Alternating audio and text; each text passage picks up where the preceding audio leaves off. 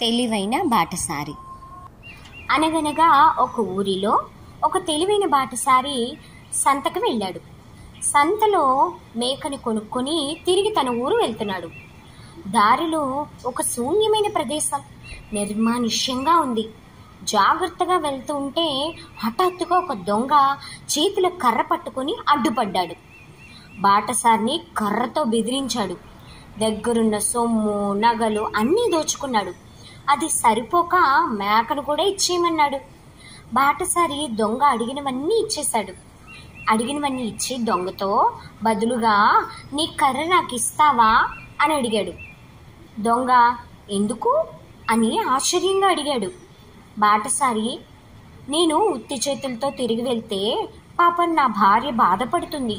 కనీసం ఈ కర్ర తీసుకొని వెళ్తే సంత నుంచి తెచ్చాననుకుని సంతోషిస్తుంది అని బదులు చెప్పాడు. అన్నీ తీసుకున్నాను కదా, కర్రదేముంది అనుకుని దొంగ బాటసారికి తన కర్రను అందించాడు. ఇంకేముంది, బాటసారి కర్రతో దొంగని టపి టపి అని అటో 4 ఇటో 4 దెబ్బలు తగిలించి తన సొమ్ము నగలు మేక అన్నీ తిరిగి తీసుకున్నాడు. దెబ్బలు తిన్న దొంగ వీలు దొరకగానే బాబోయ్ బాబోయ్ అని అరుచుకుంటూ పారిపోయాడు.